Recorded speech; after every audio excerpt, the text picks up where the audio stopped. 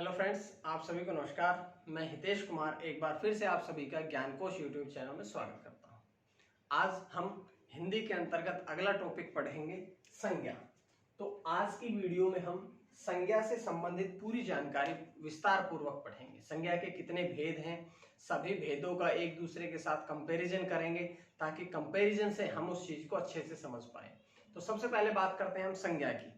तो जब हमने शुरुआत में हिंदी पढ़नी शुरू करी होगी 6-7 क्लास से, वही परिभाषा चली आ रही है कि किसी भी व्यक्ति, वस्तु, स्थान, गुण, दोष, भाव आदि के जो नाम का बोध कराए वही क्या कहलाता है? संज्ञा कहलाता है। आसान सी भाषा में हम ये कह सकते हैं कि वे शब्द जो किसी भी व्यक्ति, वस्तु, स्थान, गुण, दोष, भाव आदि के नाम का बोध कराते हैं वही क्या कहलाते हैं? संज्ञा कहलाते हैं।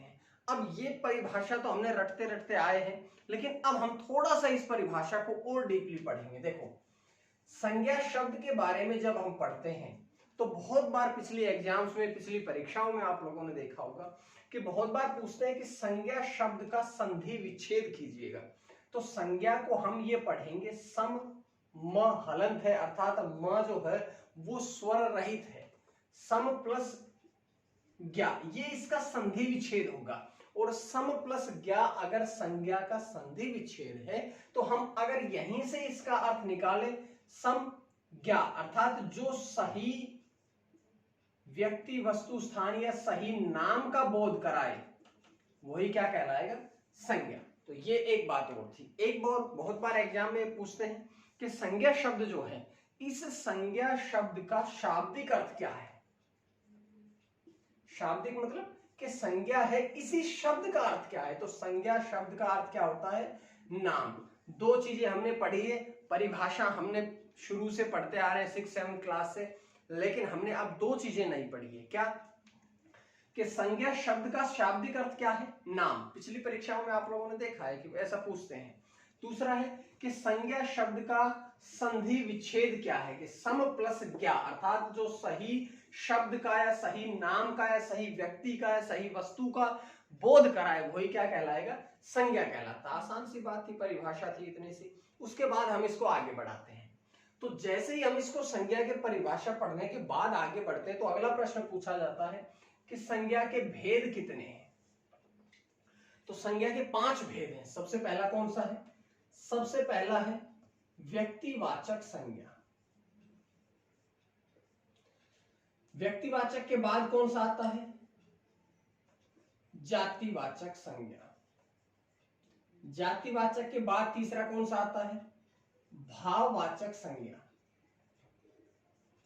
भाववाचक के बाद आता है समूहवाचक। और अंतिम 5वां कौन सा आता है? द्रव्यवाचक। तो ये संज्ञा के 5 भेद है। संज्ञा की परिभाषा समाप्त करने के पश्चात हमने पढ़ा कि संज्ञा के भेद कितने हैं? 5। सबसे पहला कौन सा है? व्यक्तिवाचक संज्ञा। दूसरा कौन सा है? जातिवाचक संज्ञा। तीसरा कौन सा है? भाववाचक संज्ञा। चौथा समूहवाचक। और 5वां आता है द्रव्यवाचक। लेकिन एक प्रश्न यहां से आता है कि मैंने बताया आप लोगों को कि संज्ञा के 5 भेद हैं, लेकिन अगर प्रश्न में यह बात पूछी जाती है कि व्युत्पत्ति के आधार पर संज्ञा के कितने भेद हैं, तो अगर आपसे आपके एग्जाम में ये शब्द लगा मिले व्युत्पत्ति या उत्पत्ति के आधार पर, तो आप लोगों ने पढ़ना है कि वहां पर संज्ञा के कितने भेद आएंगे? 3 भेद आएंगे। क्योंकि हिंदी भाषा कहां से आई है? संस्कृत भाषा से आई है। और अगर इसका प्रश्न पूछा जाता है कि संज्ञा के भेद कितने हैं, संज्ञा को कितने आधार पर बांटा गया है, संज्ञा को कितने आधार पर वर्गीकृत किया गया है, तो आप लोगों ने सिर्फ एक ही प्रश्न का आंसर देना है 5। लेकिन अगर ये शब्द लगा मिले व्युत्पत्ति या इसके साथ में उत्पत्ति शब्द लगा मिले, तो आप लोगों ने पढ़ना है कि संज्ञा के कितने भेद हैं? 3 भेद हैं। दोनों में आप लोगों ने अंतर करना है। अब ये अंतर समझ में आने के बाद भेद कितने आए? 5। अब 5 भेदों को हम एक एक करके पढ़ेंगे, इसके एग्जाम्पल पढ़ेंगे। और एग्जाम्पल या परिभाषाएं तो हम लोगों ने रट रखी है, लेकिन परिभाषाओं को रटेंगे नहीं, बल्कि एक भेद का दूसरे भेद के साथ में जब कंपैरिजन करके देखेंगे तब अच्छे से वो टॉपिक समझ में आएगा। तो सबसे पहले बात करते हैं व्यक्तिवाचक। नाम से ही पढ़ना है। व्यक्तिवाचक का मतलब किसी एक व्यक्ति के बारे में, जो शब्द किसी भी व्यक्ति, वस्तु या स्थान, जो शब्द किसी भी व्यक्ति, वस्तु या स्थान के नाम का बोध कराए। नाम जरूर बताए, क्योंकि संज्ञा का अपना आप का अर्थ है, स्वयं संज्ञा का अर्थ क्या होता है, नाम होता है, मैं पहले बता चुका हूं। तो जिन शब्दों के द्वारा किसी व्यक्ति का, किसी वस्तु के या किसी स्थान के नाम का बोध होता है, वो क्या कहलाएगा, व्यक्तिवाचक। जैसे मैंने कहा व्यक्ति का नाम, हमने कहा राम, राम एक व्यक्ति का नाम है, एक लड़के का नाम है। हमने कहा मोहन किसी व्यक्ति का नाम है। हमने कहा सीता किसी लड़की का नाम है। तो आप लोगों ने व्यक्ति में ऐसा नहीं समझना केवल आदमियों के नाम, ऐसा नहीं। व्यक्तिवाचक मतलब कि किसी एक सिंगल, किसी एक अकेली चीज के बारे में बताए, चाहे वो अकेली चीज वस्तु हो, चाहे व्यक्ति हो, या फिर उसके बाद में स्थान हो। तो ये बात पढ़ी। उसके बाद देखिएगा दूसरा है जातिवाचक। यहां जब व्यक्तिवाचक पढ़ा तो ये पढ़ा था कि जब एक शब्द किसी एक ही व्यक्ति, वस्तु, स्थान के बारे में बोध कराए। लेकिन यहां जातिवाचक में एक शब्द रहेगा, शब्द एक ही रहेगा, लेकिन वो एक जैसी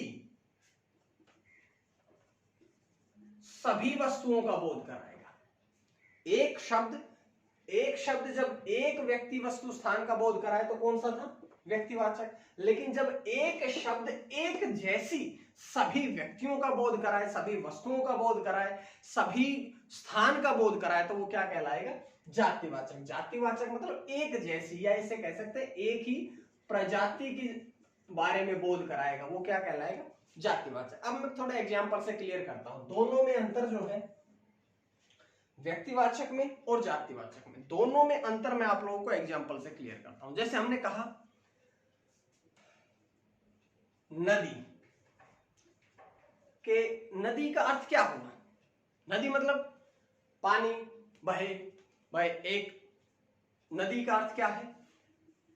अगर हमने कहा कि भारत में नदियों द्वारा सिंचाई होती है, तो कौन सी नदी के द्वारा सिंचाई होती है, भारत में तो बहुत सी नदियां हैं, गंगा, यमुना, सरस्वती, गंडक, महानदी, पता नहीं कितनी नदियां। अगर हमने कहा कि नदी, तो उस नदी के अंतर्गत सभी गंगा, यमुना, सरस्वती, जितनी नदियां हैं वो सारी की सारी इस श्रेणी में आती है। सारी की सारी नदियां हैं, सारी की सारी एक ही प्रजाति है, तो वो किस में आएगा, जातिवाचक में। लेकिन मैं यहां केवल कहूं कि गंगा नदी भारत की सबसे पवित्र नदी है, तो गंगा का नाम आया।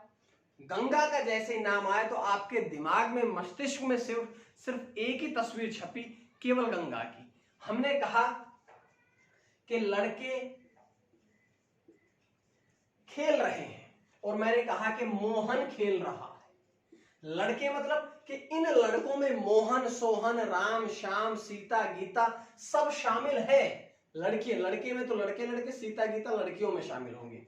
लेकिन हमने कहा कि केवल मोहन, तो इसका मतलब क्या है कि केवल मोहन खेल रहा है। तो जब एक शब्द एक जैसी का बोध कराएगा, जातिवाचक एक का बोध कराएगा, तो व्यक्तिवाचक। एक दो एग्जांपल और क्लियर करता हूं। जैसे हम क्लास में बहुत बार पढ़ाते हैं, आप लोग सभी पढ़े होंगे क्लास में टीचर कहें कि मोहन पानी लेके आओ, तो इतनी क्लास में केवल मोहन उठेगा पानी पीने के लिए, पानी लाने के लिए। तो केवल एक नाम लिया सर ने और एक ही व्यक्ति को दर्शाया गया। तो वहां एक शब्द जब एक व्यक्ति, वस्तु, स्थान को दर्शाएगा तो कौन सी संज्ञा बनेगी, व्यक्तिवाचक। लेकिन वो कहें कि बच्चों खेल लो, तो कौन खेलेगा, बच्चों मतलब जितने भी बच्चे बैठे हैं क्लास में, एक जैसे मतलब कि सारे के सारे वो बच्चे की प्रजाति है, बच्चे जो हैं वो सभी के सभी एक शब्द से ही समझ में आएंगे, तो वो सारे के सारे क्या रहेंगे, जातिवाचक में रहेंगे। उसके बाद मैं आप लोगों को बताऊं, जैसे हमने यहां नदी का एग्जांपल लिया, हमने यहां पर्वत कहे, तो पर्वत किस में आएगा, जातिवाचक, क्योंकि पर्वत तो अनेक हैं। लेकिन हम कहें कि हिमालय पर्वत, तो हिमालय किस श्रेणी में आएगा, व्यक्तिवाचक में। तो आप लोगों ने इस प्रकार से पढ़ना है कि जब इसका एक बहुत ही आसान सा एक एग्जांपल है, बहुत ही आसान सा है, आप लोगों को तुरंत समझ में आएगा। जैसे कि जब भी किसी का नाम लिया जाए, आप किसी का भी नाम लो और अगर आपके मस्तिष्क में केवल एक की तस्वीर छपे तो समझ लीजिएगा वो व्यक्तिवाचक रहेगा, और एक जैसे की तस्वीर छपे तो वो कौन सा रहेगा, जातिवाचक रहेगा। जैसे मैं कहूं कि मां अपने बच्चों से प्रेम करती है, यहां पर एक शब्द आया मां, आपके मस्तिष्क में मां आया शब्द। अब मां के बारे में पूछा जाए कि मां अपने बच्चों से प्रेम करती है, अब कौन सी मां के बारे में कहा गया, हर एक मां के बारे में कहा गया कि सभी मां जो है, चाहे वो इंसान की हो, चाहे वो जानवरों की हो, चाहे वो पशु पक्षियों की हो, जब भी मां का जिक्र आएगा मतलब मां एक शब्द है लेकिन इसने पूरी मां प्रजाति का बोध किया है। तो जब एक शब्द एक पूरी प्रजाति का बोध करता है तो वो कौन से में आएगा, जातिवाचक में। हम कहें कि किसान बहुत मेहनती होते हैं, तो शब्द एक है लेकिन जितने भी किसान हैं इस एक शब्द ने सब पूरी की पूरी प्रजाति को शामिल कर लिया है। तो इस प्रकार से पढ़े। और मैं यहां कहूं कि मां अपने बच्चों से प्रेम करती है, मैं यहां कहूं कि सरस्वती अपने बच्चों से प्रेम करती है, कि अगर उसी मां का नाम आ गया तो नाम अगर उस मां का आया तो कौन से में आएगा, व्यक्तिवाचक में। तो आप लोगों ने इस प्रकार से पढ़ना। हमने कहा कि किसान जो है बहुत मेहनती होते हैं, तो सभी किसानों के पूरी की पूरी किसान प्रजाति को शामिल किया गया, तो पूरी किसान प्रजाति शामिल हुई तो किस में आएगा, वो जातिवाचक में। लेकिन मैं कहूं कि श्यामलाल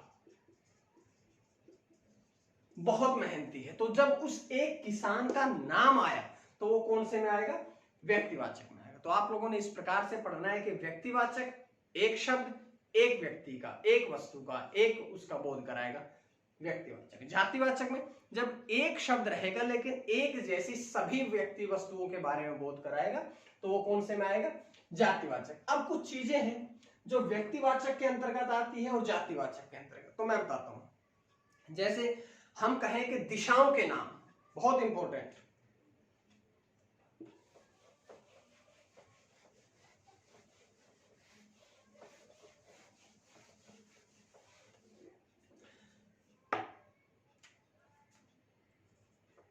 नदियों के नाम, गंगा, यमुना, सरस्वती, जो नदियों के नाम आए वो किस में आएगा, व्यक्तिवाचक। मैं कहूं कि सड़कों के नाम,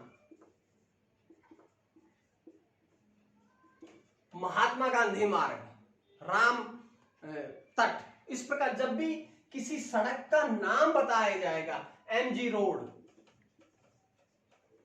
तो कौन से में आएगा, व्यक्तिवाचक में। जब दिशाओं के नाम बताए जाए, उत्तर दक्षिण पूर्व पश्चिम, जब दिशाओं के नाम बताए जाएंगे तो कौन से में आएगा, व्यक्तिवाचक में आएगा।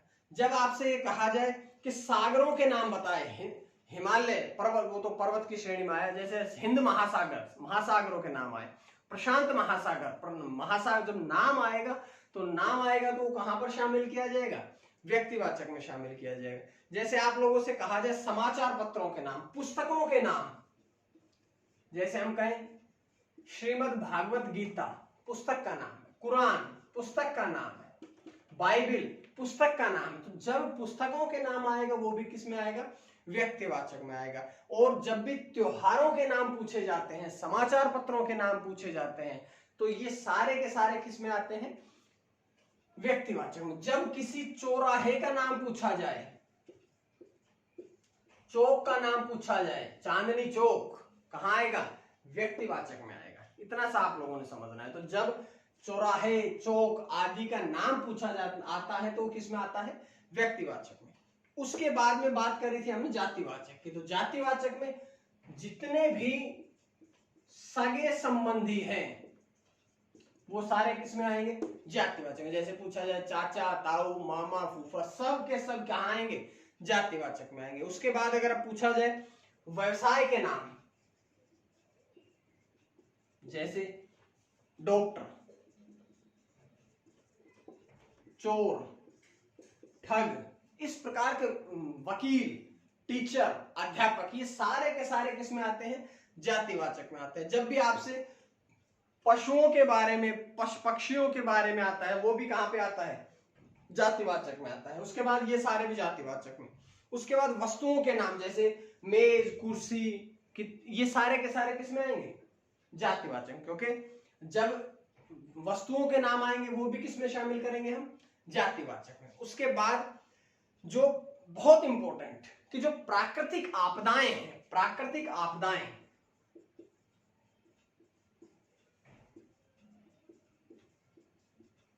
वो सारी की सारी कहां पर शामिल की गई है? वो सारे की सारी शामिल की जाती है जातिवाचक में। प्राकृतिक आपदाओं में क्या आता है? भूकंप। भूकंप तो बहुत बार आपके एग्जाम में भी आ चुका है। ज्वालामुखी, ये सारे के सारे किसमें आते हैं? जातिवाचक में आते हैं। तो आसानी से मेरे हिसाब से तो समझ में आया होगा कि व्यक्तिवाचक और जातिवाचक में अंतर आया होगा। अब एक बहुत आसान सा आप लोगों का एग्जाम्पल देता हूं इनका, फिर इसको खत्म करके अगले में चलेंगे भाववाचक में। आप लोगों ने एक चीज समझनी है कि जब भी ऐसा कोई नाम लिया जाए कि किसी वस्तु के बनने से पहले ही वो नाम चला आ रहा हो, जो नाम किसी वस्तु के जन्म से या निर्माण से पहले ही चला आ रहा हो, तो वो किसमें आएगा? जातिवाचक में। और अगर पहले वस्तु बनाई जाती है उसके बाद में उसका नाम दिया जाता है तो किसमें आएगा? व्यक्तिवाचक। जैसे हमने कहा, अभी कहा था मां, तो किसी की भी मां के जन्म से पहले भी मां शब्द तो था, मतलब कि मां के जन्म से पहले भी मां शब्द था। तो अगर जन्म से पहले भी ये शब्द था तो ये कहां पर आता है? जातिवाचक में। अभी हमने कहा राम, श्याम, मोहन, सोनू, गंगा, यमुना, या जितने भी स्थान के नाम, दिल्ली, आगरा, ये सब बताया। तो पहले इनका निर्माण हुआ, बाद में इनका क्या हुआ? नामकरण। जैसे अभी कहा कि राम, भाई पहले राम ने जन्म लिया, बाद में उसका नामकरण हुआ। तो पहले जन्म और बाद में नामकरण आता है तो वो किस में आता है? व्यक्तिवाचक में। बहुत से एग्जाम्पल हुए, उम्मीद है व्यक्तिवाचक और जातिवाचक में आप लोगों को क्लियर हुआ होगा। ये यहां से क्लियर होते हैं। उसके बाद तीसरी चीज देखिएगा, भाववाचक। भाववाचक क्या है? भाववाचक का अर्थ ये है, यहां समझो, यहां व्यक्तिवाचक को जब हमने पढ़ाया था तो ये बताया कि पहले जन्म हुआ, बाद में उसका नामकरण हुआ तो व्यक्तिवाचक। जातिवाचक में पढ़ाया कि पहले से, जन्म से पहले से ही नाम चला आ रहा है, वो किस में आएगा?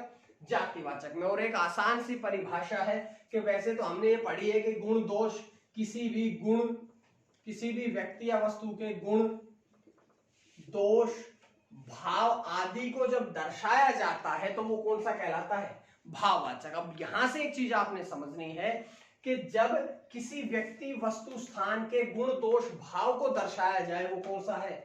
भाववाचक संज्ञा है। लेकिन आप लोगों ने ये बात भी पढ़ना है कि हिंदी में एक छोटा सा टॉपिक आता है उपसर्ग और प्रत्यय। तो प्रत्यय का अर्थ क्या होता है कि वे शब्दांश जो अन्य शब्दों के पीछे जुड़ करके, संज्ञा, सर्वनाम, विशेषण आदि के पीछे जुड़ करके उसके अर्थ को परिवर्तित करते हैं, वो क्या कहलाते हैं? प्रत्यय। जैसे ता, त्व, पा, पन, वट, हट, अनेक हैं इस प्रकार से। तो आपने ये समझना है भाववाचक क्या प्रकट करता है?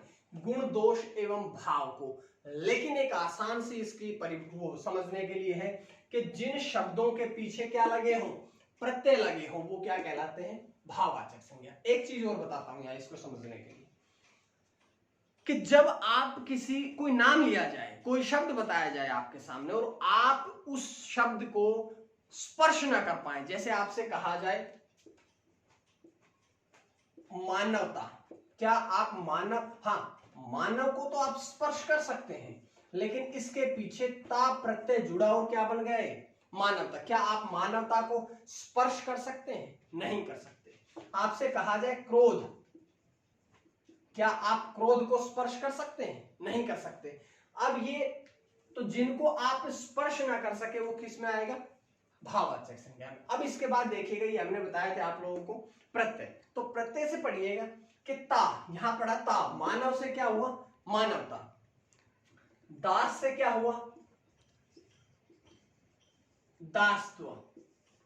बूढ़ा, बूढ़ा व्यक्ति है, आप उसको स्पर्श कर सकते हैं, लेकिन इसमें आया बुढ़ापा।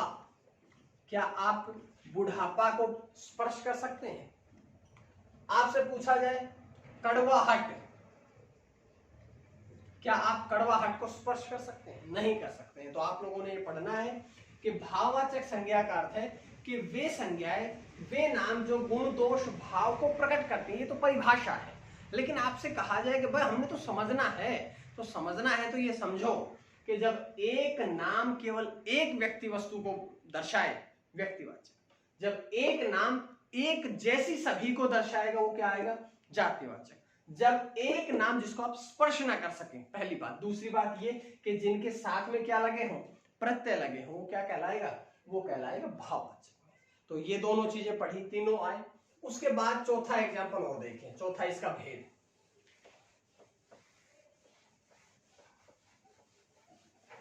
चौथा है समूहवाचक। अब नाम से ही पता है, समूह मतलब ग्रुप, कि जब एक नाम रहे, नाम एक रहे, लेकिन वो एक से अधिक या पूरे समूह का बोध कराए। जब एक नाम पूरे ग्रुप का, पूरे समूह के का बोध कराता है तो वो किस में शामिल किया जाता है? समूहवाचक में। जैसे मैं कहूं पुलिस, मैं कहूं ढेर, भाई नाम कक्षा एक बच्चे से तो नहीं है, बल्कि बहुत से बच्चों का ग्रुप है। पुलिस एक व्यक्ति नहीं बल्कि बहुत से व्यक्तियों का ग्रुप है। ढेर मतलब एक वस्तु नहीं बल्कि बहुत सी वस्तुएं एकत्र करी गई है, उसे क्या कहेंगे? हम ढेर कहेंगे। हम कहें टीम, हम कहें समिति, तो ये सारे के सारे शब्द तो एक हैं, लेकिन इन्होंने बोध कितनों का कराया? एक से ज्यादा, या ऐसा कह सकते हैं कि जब एक शब्द पूरे के पूरे समूह का बोध कराता है तो वो क्या कहलाता है? समूहवाचक। अब एक चीज और आप लोगों ने पढ़नी है, ये तो आसान सी बात थी, बहुत ज्यादा इसमें समय लगाने की आवश्यकता नहीं है। अब मैं आप लोगों को एक और चीज यहां बताता हूं। आपसे कहा जाए जब आपने जातिवाचक पढ़ी तो भी एक से ज्यादा था, क्योंकि हमने कहा था माँ, किसान, ये सब हमने नाम लिए थे, तो यहां भी एक से ज्यादा था। यहां हमने पढ़ा समूहवाचक, तो यहां भी एक से ज्यादा है। तो क्या अंतर है? जातिवाचक में भी एक से ज्यादा, समूहवाचक में भी एक से ज्यादा। तो क्या अंतर है दोनों में, जातिवाचक में भी और समूहवाचक में भी? तो ये भी बात पढ़नी है। कैसे पढ़नी है? देखो, अब मैं आपको एक बहुत साधारण से एग्जाम्पल से समझाता हूं। जैसे हमने कहा कि जंगल में अनेक जानवर हैं, जंगल में अनेक जानवर हैं, तो एक शब्द आया जानवर। एक और एग्जांपल देता हूं कि जंगल का राजा कौन है? शेर है। जंगल में अनेक जानवर है और जंगल का राजा कौन है? शेर है। तो यहां एक शब्द आया जानवर और एक शब्द क्या आया? शेर। अगर आपसे जानवर पूछा जाएगा तो बहुत से जानवर है। यहां जानवर के अंतर्गत हाथी भी रहेगा, घोड़ा भी रहेगा, बैल भी रहेगा, गधा भी रहेगा और ये शेर भी रहेगा। तो बहुत सारी चीजों का, बहुत सारे ग्रुप, समूह, वो क्या कहलाएगा? जानवर। लेकिन शेर में क्या आएगा? केवल शेर के बारे में कहा गया है। यहां रहेगा बहुत सी चीजों का मिश्रण, लेकिन यहां केवल एक की ही प्रजाति बताई जाती है। यहां हमने क्या ये कहा कि जानवर में शेर भी है, हाथी भी है, घोड़ा भी है, गधा भी है। जितने भी जानवर जंगल में होते हैं वो सारे के सारों का मिश्रण तो है ये जानवर। ये जानवर शब्द जो है वो सभी का मिश्रण तो है, लेकिन हमने कहा शेर ने केवल अपनी ही प्रजाति का बोध कराया है। तो इसलिए आप लोगों ने इस प्रकार से इसको पढ़ना है। अब बात करते हैं अंतिम की तरफ। अंतिम कौन सा बचा? द्रव्यवाचक। तो चलिए द्रव्यवाचक को और पढ़ते हैं।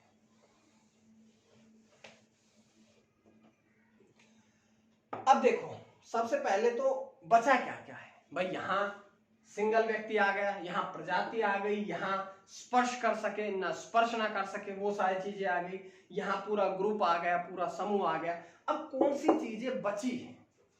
तो यहां अभी तक बची है सारी की सारी ठोस, द्रव और गैस की जितनी भी चीजें हैं वो सारी। जैसे आपसे पूछा जाए एग्जाम में पूछते हैं धुआं, तो धुआं किस में शामिल किया जाएगा? गैस है, किस में आएगा? द्रव्यवाचक। आपसे पूछा जाए पानी, पानी क्या है? द्रव है। तेल, ये सारे के सारी चीजें किस में आएंगी? द्रव्यवाचक में। नाम से पता है द्रव्यवाचक। उसके बाद में एक पूछा जाता है आपसे सभी धातुएं, जैसे सोना, सोना नींद वाला सोना नहीं, गोल्ड वाला सोना, चांदी, हीरा, ये सारे के सारे जो धातुएं हैं वो किस में शामिल करी जाती है? द्रव्यवाचक में। तो आप लोगों ने ध्यान रखना है कि सारे ठोस, द्रव, गैस किस में आएंगे? द्रव्यवाचक में आएंगे। और द्रव्यवाचक में और क्या आएंगे? सारे के सारे धातुएं, सोना, चांदी, ये सारे के सारे किस में शामिल किए जाते हैं? द्रव्यवाचक में। तो आज बहुत ही आसान तरीके से प्रयास किया गया था कि आप लोगों को समझ में आए। इनके परिभाषाएं हमने बहुत बार रटी है, मैंने प्रयास किया है कि एक दूसरे के साथ में कंपैरिजन करते करते करते करते विषय को पढ़ाया जाए। अब अगली जो हमारी वीडियो रहेगी वो इसके बाद में मैं आप लोगों को बताऊंगा कि किस प्रकार से व्यक्तिवाचक का प्रयोग जातिवाचक में होता है और किस प्रकार से जातिवाचक का प्रयोग व्यक्तिवाचक में होता है। तो दोनों अगला विषय, अगला टॉपिक ये रहेगा अगली वीडियो का। तब तक आप लोग जुड़े रहिएगा, साथ रहिएगा। आप सभी पर मां सरस्वती की कृपा सब बनी रहे। चैनल सब्सक्राइब कर लीजिएगा ताकि आप लोगों को इसी प्रकार से हिंदी की और सभी वीडियोस मिलते रहें। तो आज के लिए इतना ही बहुत है। मां सरस्वती की कृपा आप सभी पर बनी रहे। आप सभी का बहुत बहुत धन्यवाद।